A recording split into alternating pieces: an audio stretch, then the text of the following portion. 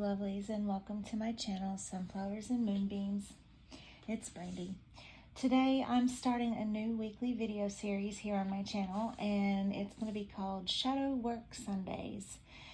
This is beginning as an 8-week-long series. However, there will be a possibility of it becoming a regular series once we kind of just see how this goes, The idea for this came about because of my own need to deep dive into my own shadows, as well as the interest in it that I've seen expressed by others. Others have stated that they've needed something like this. So, just to give a little background, I myself have been doing shadow work on and off for the last few years.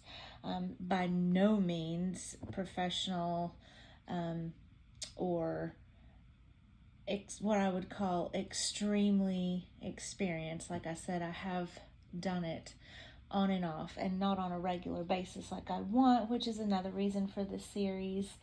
I'm wanting to make it a more regular part of my life on the road I'm on to better myself, and I'm hoping that by doing this series and sharing it with others will help keep me personally on track in that regard, as well as help others who are on similar journeys. Now, this is for those who've either dipped their toes into shadow work occasionally but would like more guidance and structure to their practice.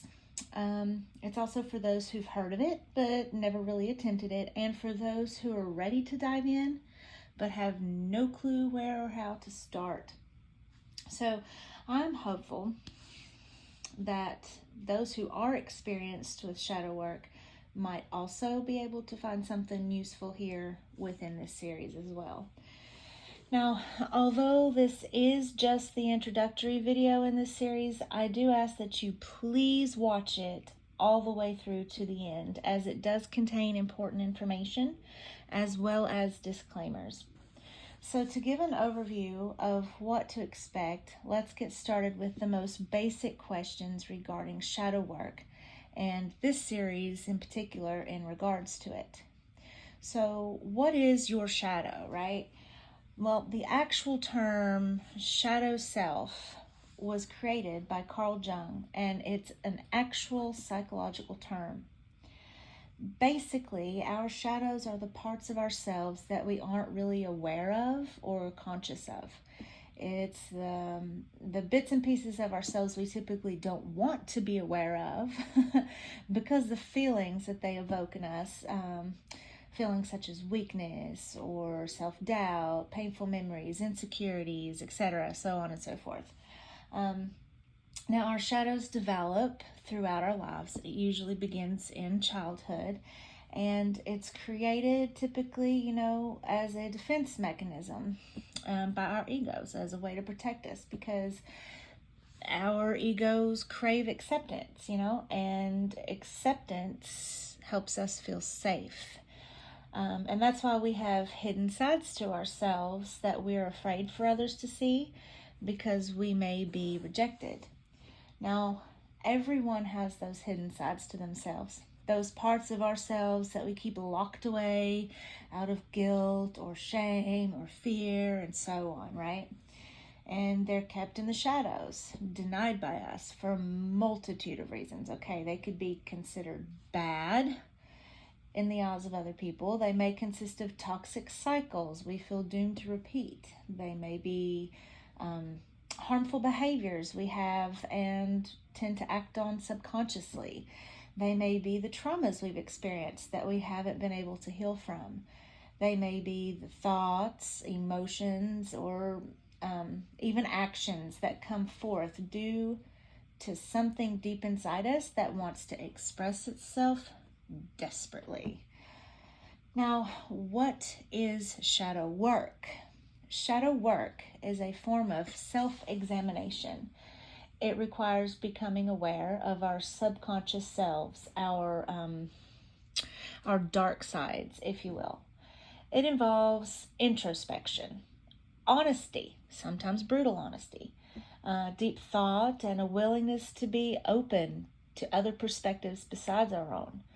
It includes multiple steps, which are, but not limited to, acknowledgement, examination, understanding, forgiveness, acceptance, integration, and eventually, hopefully, followed by love. Now, you may be wondering, well, Brandy, why in the world would anyone ever want to acknowledge, face, and accept their darkness, right? I know that's one of the questions I had when I first heard of shadow work, because, it sounds kind of scary, right? Well, believe it or not, hiding our shadow selves can actually hurt us. By suppressing those parts of ourselves, they typically tend to find ways to come to the surface. They can affect our lives by presenting themselves in ways or at times that we don't want them to. This can come through such as jealousy or impatience, anger, criticism, etc. And this prevents us from reaching our fullest potentials. I'll be honest though, just a little side note here. Shadow work can be very difficult. It can be emotionally painful. It can be mentally draining, depending on the person and how much work they need to do. Sometimes it's more emotionally painful and mentally draining for some than it is for others. Now, I am not saying this to scare you or to deter you from it, because shadow work is also beautiful. It's enlightening. It's healing. I just think it's beneficial to go into this with eyes wide open, so to speak, because knowing what to expect will help you be more prepared. So you may be wondering, well, how can shadow work help me, right? Well, shadow work is actually very beneficial to us because it's essentially becoming self-aware of our thoughts, our beliefs, our feelings, and our actions through observation. It allows us to heal old wounds, improve our mental and sometimes even physical health, connect with our emotions. It gives us the ability to interact with others in a healthier way, and it can also help us feel freer in our own lives. It can also help us to view ourselves in a healthier and more positive way, as it also aids in letting our light shine through, and it allows us to love ourselves more. Being able to recognize our shadows when they want to express themselves allows us to deal with them in a healthy way, and it allows us to heal those wounds, both old and new, that we're trying to cover up or ignore.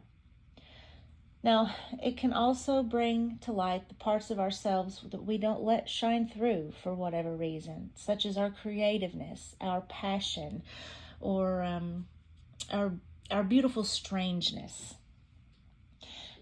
Being able to understand all aspects of ourselves, the good, the bad, the ugly, and everything in between, will help us to know who we truly are. And when we are finally able to acknowledge all of our flaws, our weaknesses, our uniqueness, we can begin to integrate those into our lives harmoniously.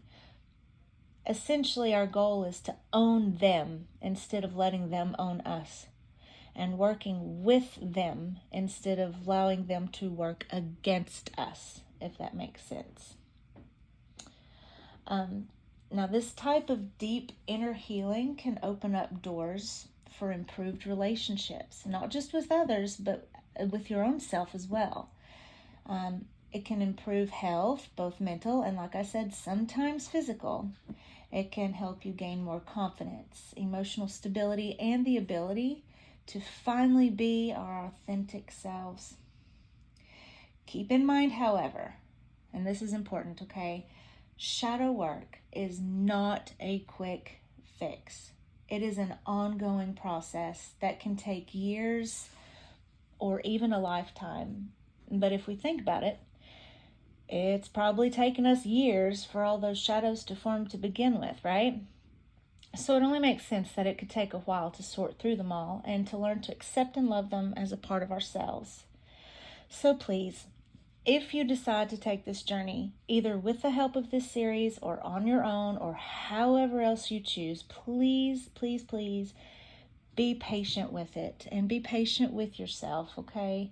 And most importantly, be honest with yourself, even and especially when the truth hurts. Now, while working through shadows, uncomfortable topics, feelings, thoughts, etc. will likely come up.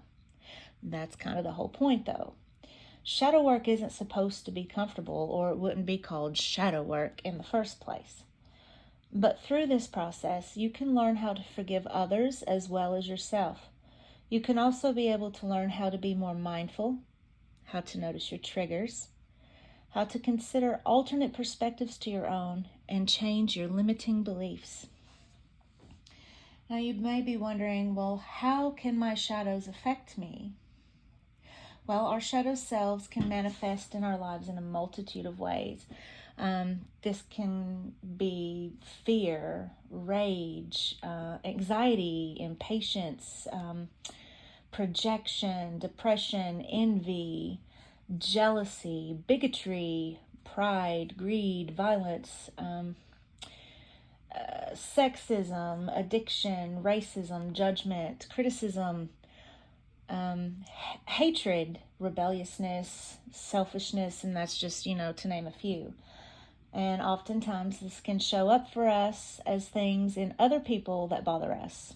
For example, perhaps the reason that we dislike a behavior or a quality that another person exhibits is because it's a reflection of our own shadow selves that we aren't acknowledging, staring us straight in the face like a mirror. But on the flip side of that, it could be that we are sometimes our own worst critic, and that can lead to issues that affect our daily lives a great deal, such as eating disorders, self-esteem issues, depression, anxiety, other issues. And repeating unhealthy cycles, self-destructive behaviors, harmful behaviors towards others, and toxic relationships and situations that we may find ourselves in could also stem from unresolved issues within our shadow selves. So you may be wondering, well, how can this series help me? Well, my goal through this series is to offer up guidance in the way of tarot spreads, example readings, journaling prompts, and exercises to aid you on your journey into shadow work. If you are new to this, you can view this as a jumping off point. If you're more experienced, you can take what you need from it and forget the rest. Remember though, I am not here to do the work for you. I'm just here to give you encouragement and inspiration along your way. Your healing is entirely up to you. But I do hope I can provide you with something useful to make it at least a little easier for you. And since shadow work can feel kind of heavy, I'll try my best to make these videos as fun as possible given the topics. And I will also try to have some self-care and self-love encouragement included as well, just to sort of balance it out and leave you with something to sort of calm the sting, so to speak, All right, so what are the disclaimers? All right, now this is important, so please pay attention. Please keep in mind that absolutely none of this is meant to replace legitimate therapy, such as with a counselor or a psychologist or a psychiatrist, etc., etc. It is not meant to be taken as any type of medical advice, treatment, mental health related, or otherwise. I'm a tarot reader, not a medical professional, so please remember that and seek professional help if at any point you feel the need to do so. Although I'll be posting weekly videos, please feel free to begin whenever you're ready and to follow along at your own pace. Once multiple videos are up, or if you're starting to follow along after the series is well underway, you can even skip around as you see fit. The order you do these in are of no particular importance. This is a tool, much like tarot itself, for you to use however you choose.